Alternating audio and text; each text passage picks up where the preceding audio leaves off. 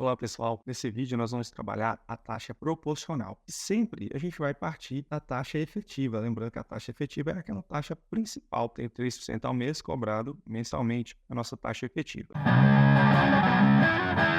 Quando que eu vou usar esse tipo de taxa proporcional? É quando eu preciso trocar o tempo da taxa. Tem uma taxa mensal, por exemplo, e quero descobrir como que seria essa taxa anualmente. Então, se eu estiver trabalhando juros simples, lembrando que na vida real, quase nenhuma situação vai aparecer juros simples. Porque quando a gente fala de empresas financeiras, elas sempre vão cobrar taxas de juro composto. Então, juros simples parece muito pouco na nossa vida prática. Mas quando em os exercícios de juros simples, eu tiver que trocar o tempo da taxa, eu vou usar então, a taxa proporcional. Quando os exercícios falam que é sobre juros simples, eu vou usar a proporção para trocar o tempo da taxa. O que a gente vai ter como referência? Olhando aí esse triângulo, eu tenho um ano grande e eu tenho um mês pequeno. Então, dentro de um ano, eu tenho 12 meses. Se eu tiver, então, uma taxa mensal e quiser passar para ano, basta eu multiplicar por 12. E aí eu vou encontrar a minha taxa proporcional anual. E o contrário, se eu tiver no exercício falando que eu tenho uma taxa anual, eu quiser, por exemplo, passar essa taxa para a taxa mensal, basta eu dividir por 12, é bem mais simples de resolver. Por exemplo, se eu tiver lá em 3% ao mês, quiser passar essa taxa para ano, o que eu vou fazer? Basta multiplicar 3% ao mês vezes 12, eu vou achar 36% ao ano. Teria uma taxa proporcional anual. Lembrando que isso se aplica apenas para juros simples. Quando eu preciso passar essa taxa de um tempo para outro, usando juros simples, eu vou usar o que a gente chama de taxa proporcional. Bastando multiplicar ou dividir, dependendo de onde eu quero levar a taxa. Lembrando que o ponto de partida vai ser sempre a taxa efetiva.